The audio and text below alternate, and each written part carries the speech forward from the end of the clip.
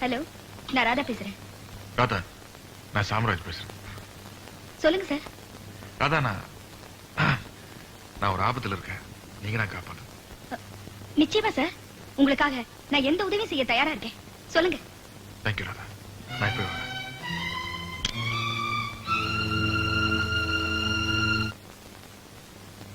இந்த கேஸ்ல இருந்து உங்க ரமேஷ் தப்பிக்கணும்னா ஐடென்டிபிகேஷன் பெரேட் நடக்க கூடாது. ஐ மீன், பல குற்றவாளிகளுக்கு நடுவுல உங்க ரமேஷை நிக்க வச்சு பார்த்த சாட்சிங்க இவர்தான் குற்றவாளி அப்படின்னு அடையாளம் காட்டக்கூடாது. அப்படியே அது நடந்தாலும் எப்படியாவது நாம அதை உடைக்கணும். அதுக்கு ஏதாவது வழி இருக்கா? இருக்கு. ரமேஷோட போட்டோஸ் ஏதாவது இருக்கா? போட்டோவா? ஆமா, பாஸ்போர்ட் சைஸ், ஃபுல் சைஸ் எதா இருந்தாலும் 4-5 போட்டோஸ் கண்டிப்பா வேணும்.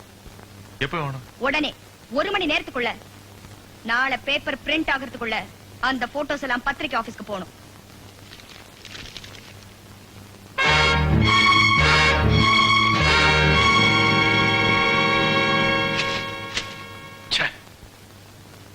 யுவர் ஆனர், குற்றம் சாட்டப்பட்டிருக்கும் என் கட்சிக்காரர் ரமேஷ் தான் அரவிந்தனை கொலை செய்தார் என்று நேரில் பார்த்த சாட்சிகளான அரவிந்தனின் பெற்றோர்கள் கூறலாம்.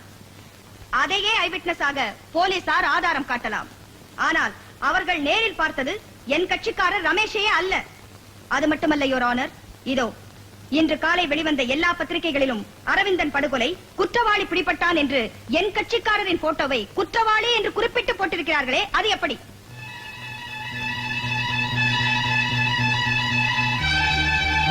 பத்திரிகைக்காரர்கள் என் கட்சிக்காரர் கொலை செய்ததை நேரில் பார்த்தார்களா? I object this your honour. பத்திரிகைக்காரர்கள் அனுமானமாக போட்டிருக்கிறார்களே தவிர கொலையை பார்த்ததா என்ற செய்தியை வெளியிடவில்லை. Shut up, no mention. அனுமானமாக நினைத்தால் செய்தியைத்தான் வெளியிடலாமே தவிர எப்படி இவர்தான் குற்றவாளி என்று என் கட்சிக்காரரின் போட்டோவை வெளியிடலாம்? அப்படி உருவத்தை வெளியிட்டால் இவர்தான் குற்றவாளி என்று ஊர்ஜிதமாகி விடாதா? அதனால்தான் நான் சொல்கிறேன், ஐடென்டிபிகேஷன் பேரடில் இருந்து குற்றவாளியை கண்டுபிடிப்பதற்கு முன்னாலேயே அரவிந்தனின் பெற்றோர்கள் இந்த பேப்பரை பார்த்திருக்கிறார்கள். அதனால் ஏற்பட்ட பாதிப்பு ரமேஷ் தான் குற்றவாளி என்று உடனே சுட்டிக்காட்டி விட்டார்கள். அவர்கள் மட்டுமல்ல, பேப்பரை பார்க்கும் யாருமே என் கட்சிக்காரர் தான் கொலையாளி என்று தவறாக நிச்சயம் செய்துவிட மாட்டார்களா? I object this your honour. Objection overrule. கொலை செய்தியை பத்திரிகையாளர்கள் வெளியிடலாமே தவிர சந்தேகப்படும்படி குற்றவாளியை போட்டோ மூலம் விளம்பரப்படுத்துவது நியாயமாகாது. இந்த விஷயத்தில் போலீசார் எப்படி இவ்வளவு கவனக்குறைவாக இருந்தார்கள் என்பதுதான் எனக்கு புரியவில்லை.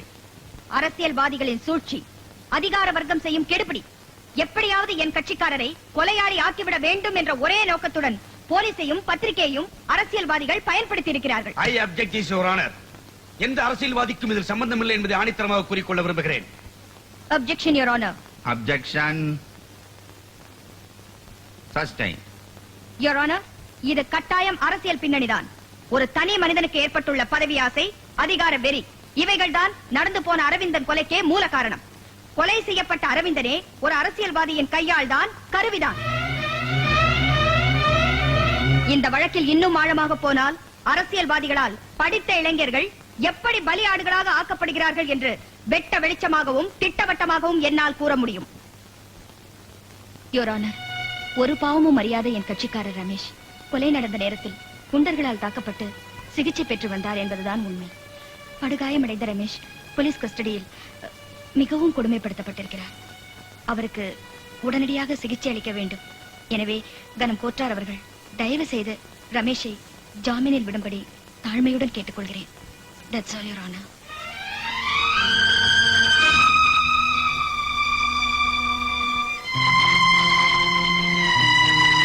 குற்றவாளி என்று கருதப்படும் ரமேஷுக்கு மருத்துவ உதவி தேவை என்ற கோரிக்கையை ஏற்று அவருக்கு இந்த கோர்ட் ஜாமீன் அளிக்கிறது.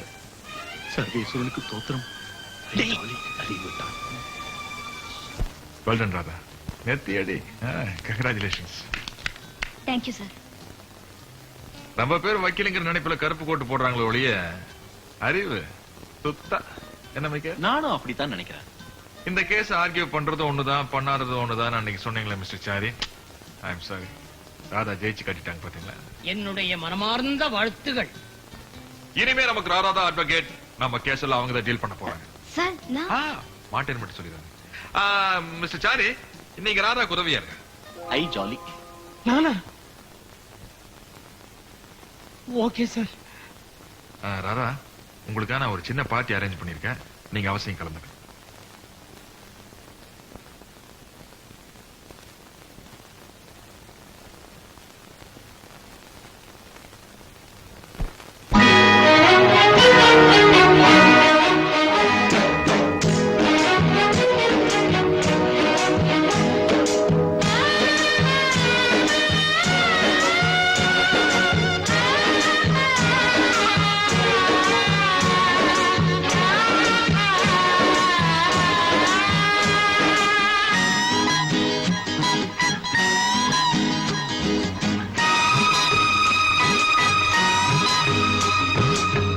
ஆண்டவனை பார்க்கணும், அவனுக்கு ஊத்தணும், அப்ப நான் கேள்வி கேட்கணும்.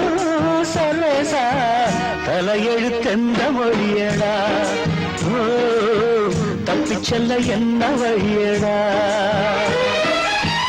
ஆண்டவனை பார்க்கணும், அவனுக்கும் ஊத்தணும், அப்ப நான் கேள்வி கேட்கணும்.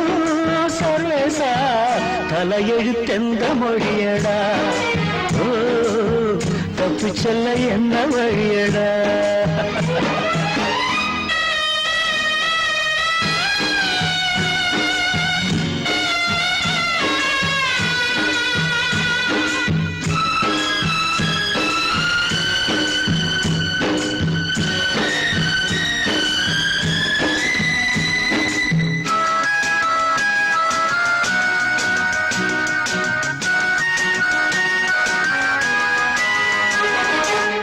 நாவுக்கு அடிமனா 6 வயசுல, பூவுக்கு அடிமை 16 வயசுல, நோவுக்கு அடிமதா பாதி வயசுல, சாவுக்கு அடிமை 100 வயசுல.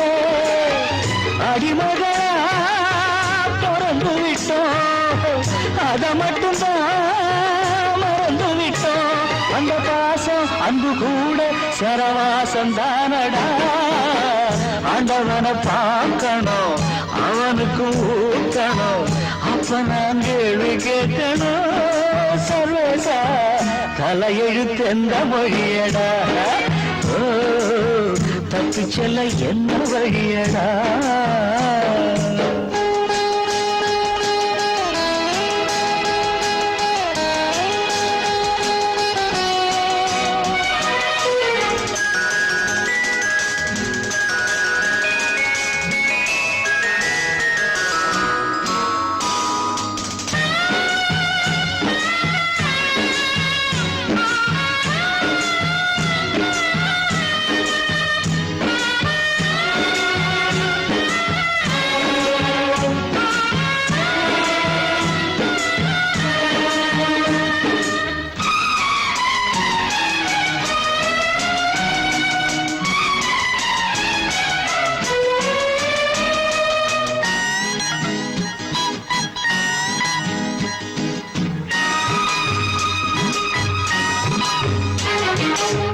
காதலிக்க எனக்கு ஒரு யோகம் இல்லையே, ஆண்டவனே உனக்கும் அனுதாபம் இல்லையே.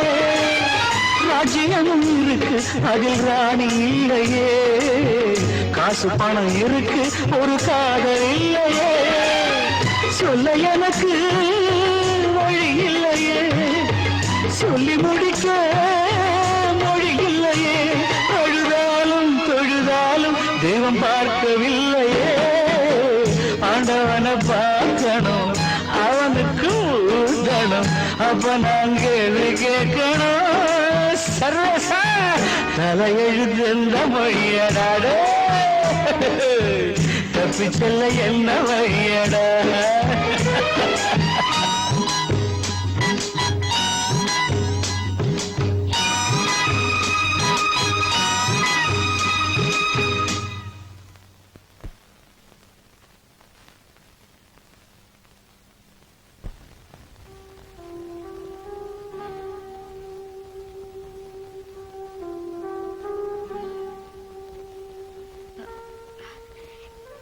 என்ன வரவேற்கிறது உங்களுக்கு பிடிக்காதுன்னு எனக்கு நல்லா தெரியும்.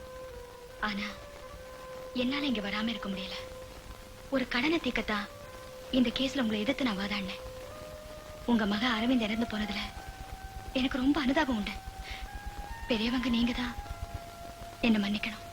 வீடு தேடி வந்து மன்னிப்பு கேட்கறியே, அது ஒன்னே போறோம்மா. கோர்ட்ல நீ சொன்னியே, அது அத்தனை வாஸ்தவம் தாம்மா. அரசியல் தான் என் குழந்தைய கொண்டு செய்யபடி அடுத்தவன் என் குழந்தைய கொல்லலம்மா. அம்மா ஒண்ணுமே சொல்லலையே. சொல்றதுக்கு என்னம்மா இருக்கு? படிச்ச படிப்புக்கு நீ சாமர்த்தியமா வாதாடிட்ட. அதுல உன் தப்பு ஒண்ணு இல்லம்மா. நான் புறப்படுறேங்க. உங்களுக்கு ஏதாவது உதவி தேவைப்பட்டா உங்க பொண்ணா நினைச்சு என்கிட்ட கேட்கலாம். உங்க புள்ள இல்லைனாலும் பொண்ணு நான் இருக்கேன்னு நிச்சயமா நம்பலாம். நான் வரேன்.